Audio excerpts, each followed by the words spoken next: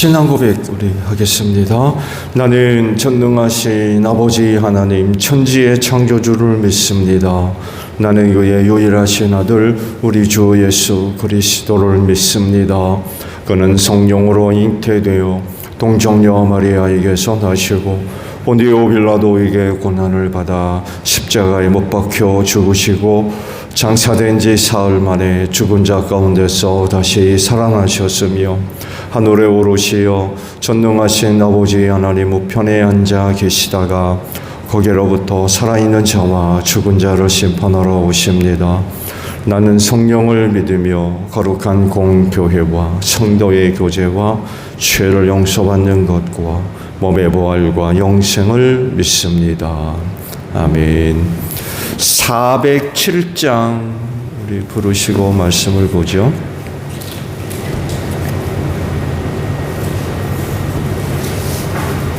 찬송가 407장이에요.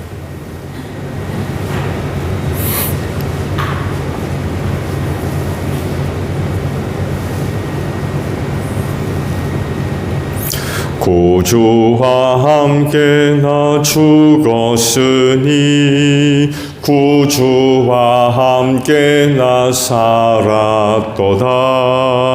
영광의 그날에 이르도록 언제나 주만 바라봅니다.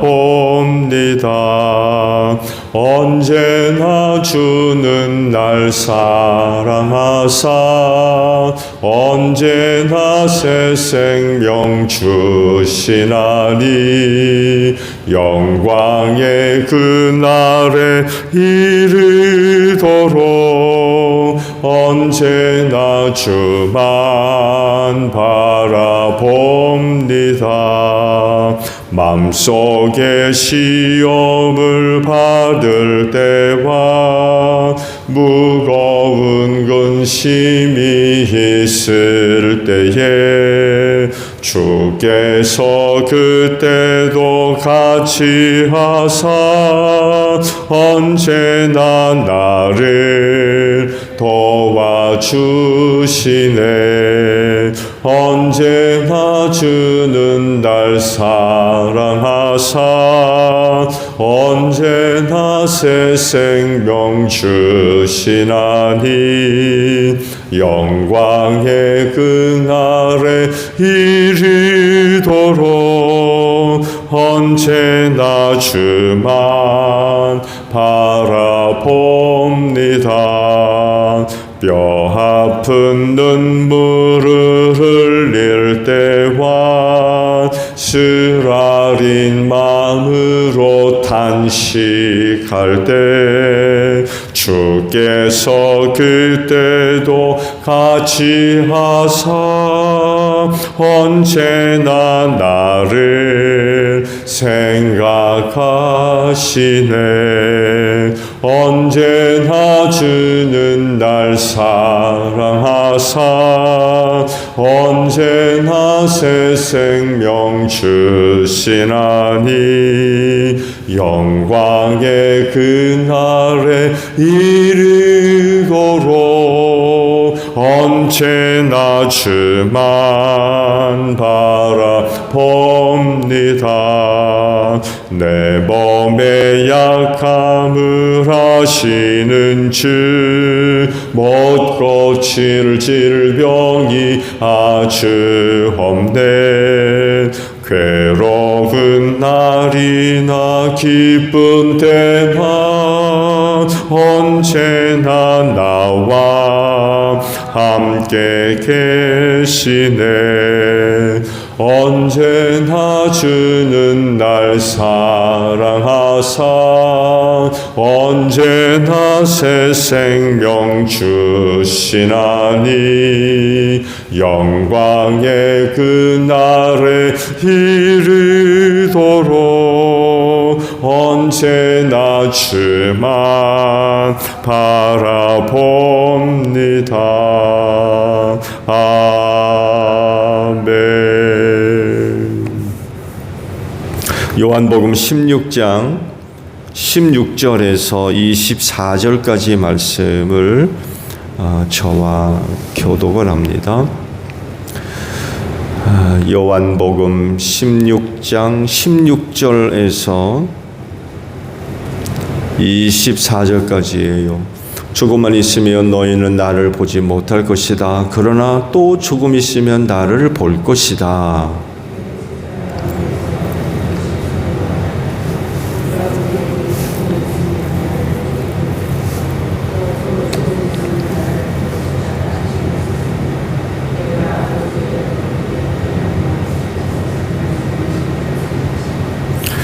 그들은 말하기를 도대체 조금 있으면 이라는 말씀이 무슨 뜻일까? 우리는 그가 무엇을 말씀하시는지 모르겠다 하였다.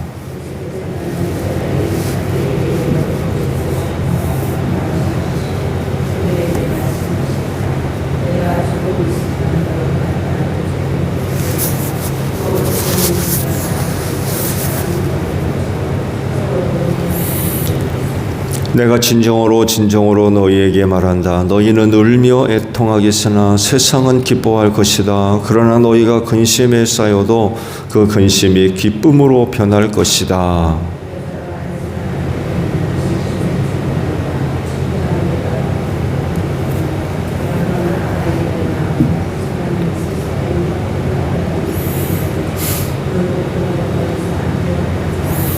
이와 같이 지금 너희가 근심에 쌓여 있지만 내가 다시 너희를 볼 때에는 너희의 마음이 기쁠 것이며 그 기쁨을 너희에게서 빼앗을 사람이 없을 것이다.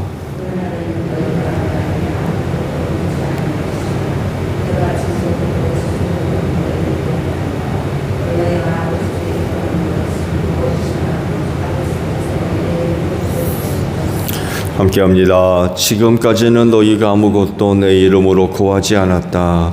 구하여라. 그러면 받을 것이다. 그래서 너희의 기쁨이 넘치게 될 것이다. 아멘. 오늘 아침에는요 18절에 있는 말씀을 함께 나누려고 해요. 그들은 말하기를 도대체 조금 있으면 이라는 말씀이 무슨 뜻일까? 우리는 그가 무엇을 말씀하시는지 모르겠다 하였다라는 말씀입니다. 제자들이 의문이 생겼죠. 주님이 말씀하시는 것을 못 알아들었기 때문에 그렇습니다.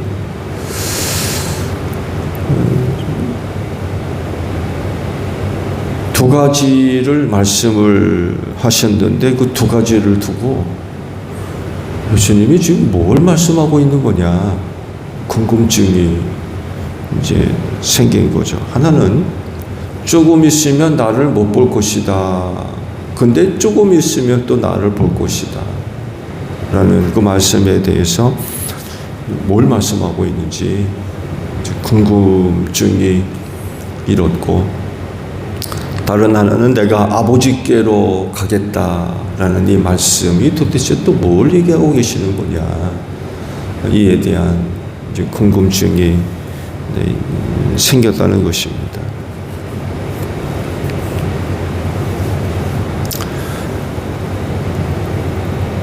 예수님이 이 말씀을 하실 때에는 앞으로 무슨 일이 있을 것인가를 알고 하신 말씀이지요. 근데 제자들은 몰라요. 그분은 하나님이시기 때문에 능히 이런 부분에 대해서 사람과 달리 많이 알고 계시죠. 그래서 앞으로 있을 일을 두고 제자들에게 이 두 가지를 말씀을 하셨어요. 그러다 보니까 듣는 사람 입장에서는 모르잖아요. 1시간 뒤에도 무슨 일이 일어날지 모르는 게 인간인데 잠시 뒤에 있을 일이라도 알겠습니까? 모르죠. 모르니까 도대체 예수님이 뭘 말씀하시는 거냐라는 걸 궁금증이 발생할 수밖에 없죠. 예수님이 아시는 거에 대해서 제자들은 아는 바가 전혀 없으니까.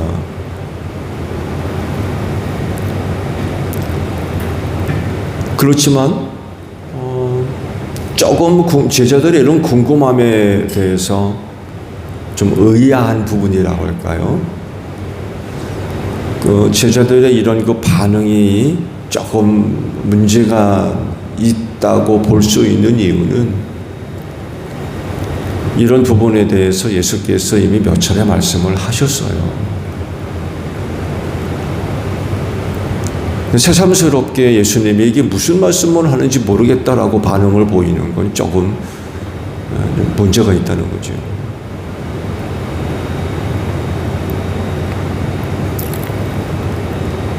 결국 제자들 사이에 이 말씀을 두고 이런저런 이제 말들이 오갔던 것 같아요. 이걸 이제 예수님이 아시고 제자들이 궁금히 여기는 것에 대해서 이제 말씀을 해 주겠다고 하시면서 이제 말씀을 하셨던 거죠. 그런데요, 제자들이 궁금해하는 것에 대해서 말씀을 하신다고 이제 말씀을 하셨는데 이 대답도 듣는 입장에서 보게 되면 여전히 안개 속이에요. 여전히. 자기들이 궁금히 여기는 것에 대해서 분명히 말씀을 하셨는데 우리가 말씀을 봐도 또 당시 제자들이 그렇게 말씀하신 걸 들어도 뭐지? 안개 속에 갇혀 있어요. 이상하게도 예수님은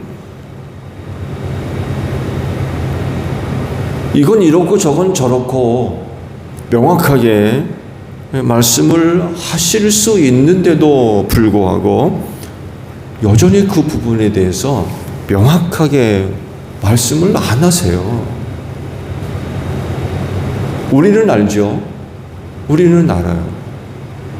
2000년 전의 사건이고 또 그것들을 성경 말씀 속에 기록하고 있기 때문에 예수께서 두 가지를 뭘 두고 뭘 염두하시고 말씀하셨는지 우리는 알아요.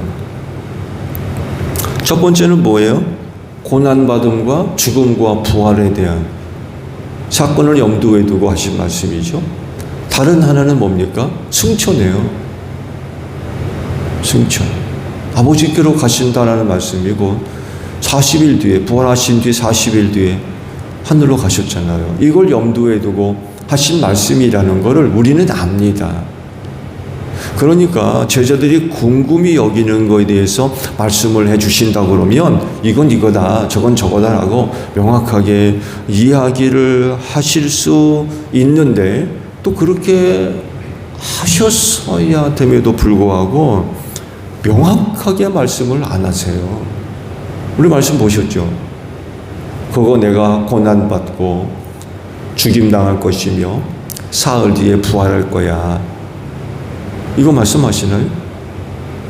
그리고 부활 뒤 40일 뒤엔 내가 아버지께로 다시 갈 거다라고 말씀하시나요? 명확하게 말씀하지 않으세요.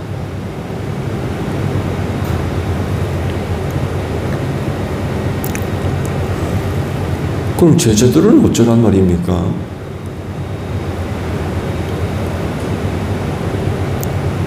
알아듣는 건 제자들 몫이란 얘기인가요? 지금 못 알아들어서 아닌데 정확하게 말씀하지 않으세요. 왜 그러셨을까요?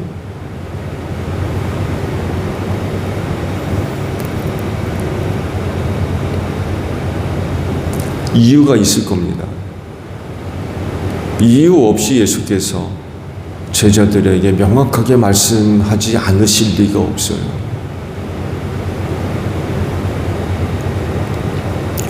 예수님은 자기 앞에 있을 일들을 이야기하셨지만 제자들에게 밝히실 때에는 왜 명확하게 밝히시지 않았을까?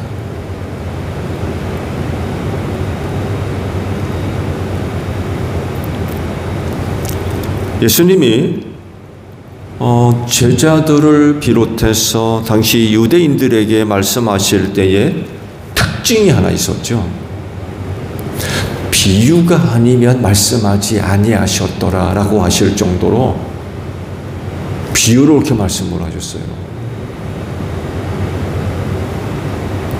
그래서 그렇게 예수님의 가르침의 말씀 속에는 비유의 말씀들이 많이 있습니다. 그럴 정도로 그 비유를 얼마나 많이 사용을 하셨고 또 의지하셨는지 몰라요. 아주 의도적이었어요.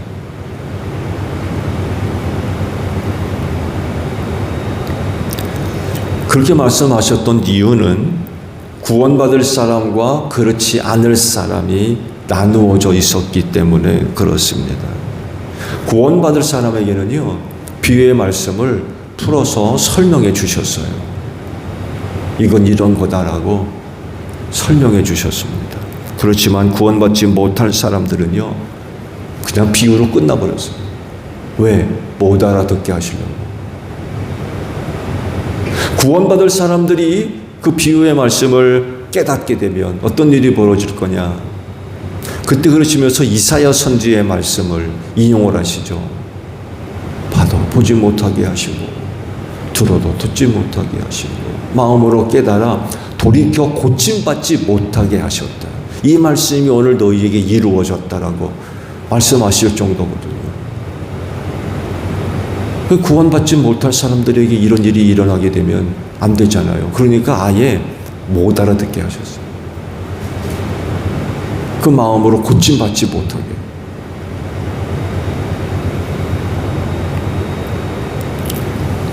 이렇게 예수께서 비유로 말씀하실 땐 분명한 목적을 가지고 말씀을 하셨던 거죠. 예수님의 태도는 명확했습니다. 그런데 이번 경우는요, 제자들에게 명확하게 답을 하지를 않으셨어요. 왜 그러셨느냐는 거죠. 왜? 말씀을 드린 대로 분명한 의도가 있지요. 예수께서 의도 없이 그렇게 말씀하지는 않으셨을 거예요. 그게 뭘까요? 가장 큰 이유는 제자들에 대한 배려라고 할 수 있을 것 같아요. 즉 자세하게 말씀하셨을 때에 제자들이 그것을 받아들이지 못한다는 거예요. 그러니까 앞으로 예수께서 당하셔야 할 있을 여러 가지 일들을 제자들이 못 감당하는 거죠. 받아들이지를 못하는 거예요. 받아들일 준비가 안 돼 있는 거죠. 다르게 설명하면 저들의 믿음이 아직까지 성장하고 성숙되지 못했다는 거예요. 믿음으로 그 말씀들을 능히 받아들일 그런 그 모습들을 갖추고 있어야 되는데 그렇지를 못했던 거예요. 그런 상태에서 자칫 있을 일들을 말씀을 하시게 되면 그 말씀을 통하여서 은혜 받는 게 아니라 그 말씀 때문에 실족합니다. 시험당하고. 차라리 모르는 게 나아요. 차라리 궁금해하지만 모르는 게 나아요. 그거 두 가지 밝히 말씀하시는 게 어렵겠습니까? 예수님은 다 알고 계셔서 그런 말씀들을 하셨는데 그거 뭐 말씀하는 게 어렵겠어요. 얘들아 그건 이런 거란다라고 얼마든지 말씀을 하실 수 있는데도 불구하고 안 하시거든요. 그 제자들 상태 때문에 그래요. 그 말씀을 감당을 못하는 거예요. 받아들일 준비가 전혀 안 돼 있는 거예요.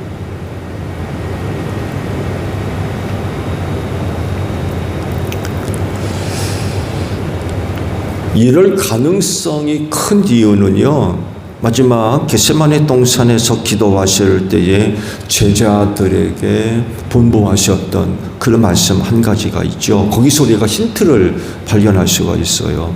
제자들한테 뭐라 하십니까? 너희는 시험에 들지 않게 깨어 기도하라. 이런 그 말씀을 제자들에게 부탁을 하시고 돌 던진 만큼 떨어져서 기도하셨죠. 그렇지만 제자들은 자신들이 시험에 드는 걸 막을 수가 없었어요. 그래서 제자들이 보인 모습이 뭐예요? 두 가지가 나타났죠.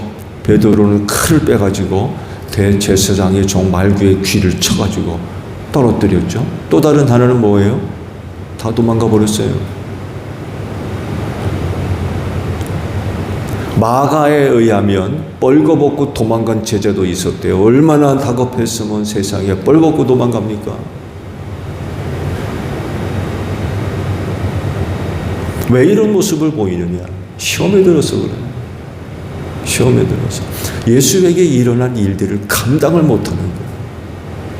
그런 일들을 받아들일 만한 준비가 전혀 되어 있지 않은 상태에서 그런 일이 벌어지니까 그야말로 너희는 시험에 들지 않도록 깨어 기도하라 라고 하셨음에도 불구하고 시험에 들었어요.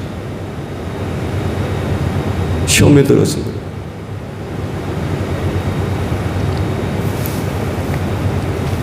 이런 제자들의 반응을 본다고 하면 예수께서 밝히 있을 일을 말씀을 하셨을 때에 제자들에게서 긍정적인 반응을 기대할 수가 없었다는 거죠. 결국 밝히 드러내지 않은 이유는 제자들을 위해서 그렇게 의도적으로 하셨다는 거죠. 베드로 보세요. 전에 말씀을 드렸죠. 앞으로 고난받고 죽임당할 것을 말씀하셨을 때 베드로가 어떻게 합니까? 베드로의 그 신앙 고백을 듣고 앞으로 있을 이야기를 일찍부터 말씀을 하셨을 때 베드로가 그거를 듣고는 절대로 이런 일이 일어나면 안 된다 그러면서 어떻게 했다고 그래요? 대들었다고 그랬어요. 이런 모습들이 뭐예요? 받아들일 준비가 전혀 돼 있지 않다는 거예요. 신앙적으로나 영적으로나 성숙되고 성장되어 있지 않은 상태에서 그런 것들을 말씀을 하실 때 제자들이 은혜 받기는커녕 시험에 들어가지고 어떻게 될지 모르고 말씀드린 대로 베드로는 대들었대요. 예수한테 준비가 전혀 안 돼 있는 거예요. 그리고 어제도 말씀을 봤잖아요. 16장 12절에 있는 그 말씀을 보게 되면 제자들한테 그런 말씀을 하세요. 아직도 내가 너희에게 할 말이 많으나 너희가 지금은 감당하지 못한다. 그러셨어요. 할 말이 많으나 너희는 아직 감당할 수가 없다.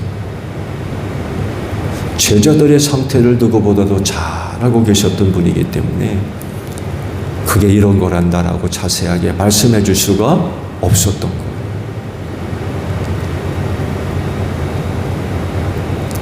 차라리 모르고 있는 게 낫다는 거죠.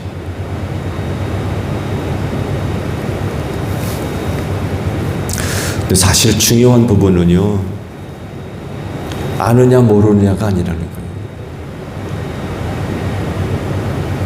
왜냐하면 알 수도 있고 모를 수도 있기 때문에 그래요. 우리가 다 알아야 됩니까? 그러면 더 좋겠죠. 근데 그럴 필요가 없다면 우리가 왜 다 알아야 돼요?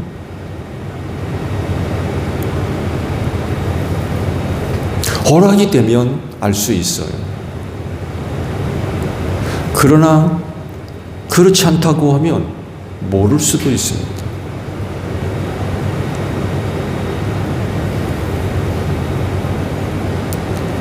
그 중요한 건 이겁니다. 예수 잘 믿는 믿음이에요. 뭔가 아느냐, 뭔가 모르느냐, 그게 아니라 정말 제자들에게 지금 중요한 건 뭐냐면 예수 잘 믿는 거.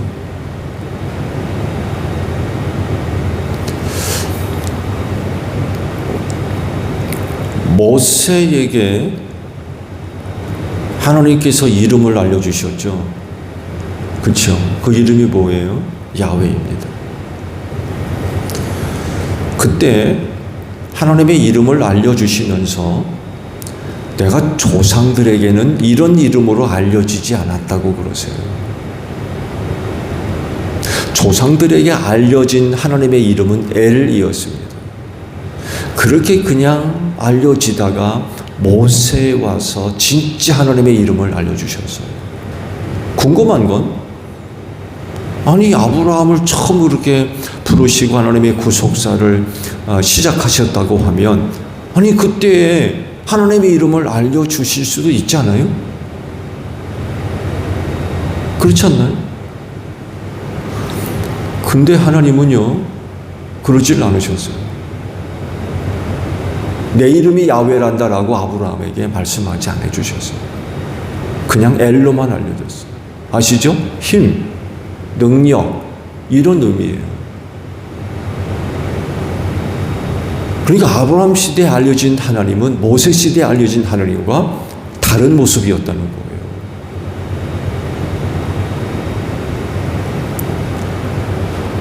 아직 그 시대에는 허락이 안 됐던 거예요.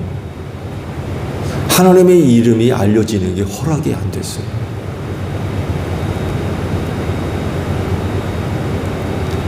허락이 안 되는데 어떻게 알아요? 하나님이 당신 이름을 알려주지 않는데 어떻게 아냐고요. 근데 그랬던 하나님이 모세에게 당신의 이름을 알려주셨어요.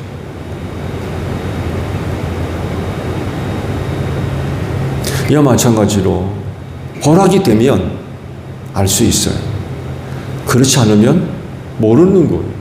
계시가 그렇잖아요. 우리가 알고 믿어야 할 모든 계시가 성경에 다 기록되어 있지만 알지 않아도 괜찮은 건 계시되지 않았다는 거예요. 우리가 어떻게 압니까 그걸? 알 도리가 없지. 그래서 아느냐 모르느냐 이게 중요한 게 아니라 정말 당시 제자들에게 중요한 건 뭐냐? 예수님 잘 믿는 겁니다. 근데 이게 이제 실패한 거죠. 뜻하지 않은 일이 벌어지니까 예수 모른다고 부인하고 예수 홀로 버려두고 다 도망가 버리고 나중에는 다 환속해 버리고 고기 잡으러 가자 해가지고 그런 일들이 벌어지게 되는 거죠. 어떤 상황이나 어떤 환경, 어떤 조건 속에서도 흔들리지 않고 변하지 않는 믿음. 그들에게 정말 중요한 건 그 예수 잘 믿는 거. 뭘 아냐, 뭘 모르느냐, 그건 그렇게 중요하지 않을 수 있어요. 그 예수께서 사람들로 하여금 자기를 믿게 하시려고 많은 표적들을 행해 보이셨잖아요. 그런 것들을 보면서 예수 믿는 믿음에 흔들리지 않고 믿음의 터를 굳건히 세워가는 이런 것들이 더 중요하다는 거죠. 더.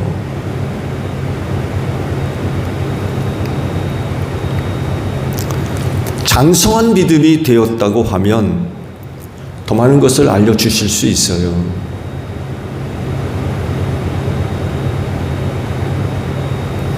그렇지만 감당할 수 없는데 어떻게 계시합니까? 그러잖아요. 내가 너희에게 일러줄 말이 많이 있지만 지금은 너희가 감당할 수 없대요. 그런데 무슨 계시를 합니까? 감당할 수 없는데. 그냥 모르는 채로 있는 게 나은 거예요. 그래서 끝까지 예수께서 두 가지에 대해서 설명해 주지 않으셨던 거예요.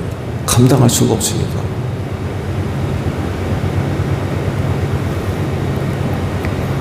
여러분, 이게 우리 인간의 모습이에요. 또 다 다르죠. 누구는 능히 감당할 수 있는데 누구는 전혀 감당할 수가 없어요. 그래서 같은 말씀 속에서도 어떤 이는 은혜 받지만 어떤 사람은 시험에 들어. 누구는 그 말씀으로 감사하는데 누구는 전혀 그렇지 않고. 우리도 서로가 너무 달라요. 그야말로 누구는 얼마든지 감당할 수 있지만 누구는 전혀 그렇지 못한다는 거예요.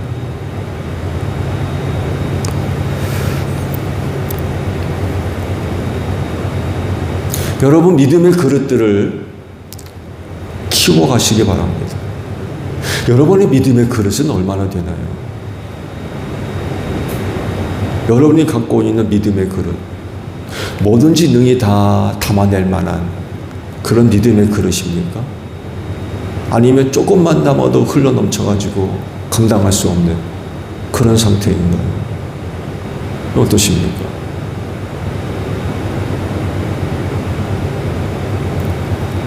오늘도 새벽에 아버지 앞에 오셨는데 믿음의 그릇 키우시고 돌아가실 수 있는 여러분들이 되시기 바랍니다. 주기도문 합니다. 하늘에 계신 우리 아버지, 아버지의 이름을 거룩하게 하시며 아버지의 나라가 오게 하시며 아버지의 뜻이 하늘에서와 같이 땅에서도 이루어지게 하소서. 오늘 우리에게 일용할 양식을 주시고 우리가 우리에게 잘못한 사람을 용서하여 준 것 같이 우리 죄를 용서하여 주시고 우리를 시험에 빠지지 않게 하시고 악에서 구하소서. 나라와 권능과 영광이 영원히 아버지의 것입니다. 아멘. 기도하겠습니다.